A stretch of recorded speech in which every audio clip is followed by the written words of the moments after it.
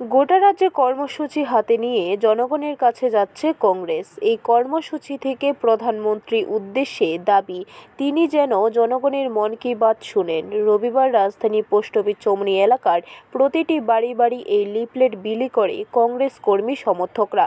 লিফটে দাবি করা হয়, 11 বছরের মন কি বাতের অনেক পর্বই শোনা হয়েছে, কিন্তু কোনো পর্বেই সাধারণের জীবন যন্ত্রণার, নিত্য প্রয়োজনীয় পণ্য সামগ্রীর লাগামহীন মূল্য বৃদ্ধি, ক্রমবর্ধমান বেকারত্ব, সামাজিক অবিচার, নারীদের বিরুদ্ধে ক্রমবর্ধমান অপরাধ, এসটি, এসসি ও ওবিসি ও সংখ্যালঘু প্রান্তিক জনগোষ্ঠীর জীবন যন্ত্রণার কথা শোনা যায়নি প্রধানমন্ত্রীর মুখে।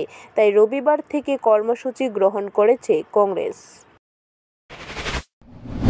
আমরা প্রদেশ কংগ্রেসের পক্ষ থেকে জনগণের যে মনের কথা, আমাদের যে মন কি বাত, আমরা প্রধানমন্ত্রীর উদ্দেশ্যে আমরা রেখেছি এবং আমরা বাড়ি বাড়ি যাচ্ছি, যে জনগণের যে মন কি বাত প্রধানমন্ত্রীর কাছে আমরা তুলে ধরেছি।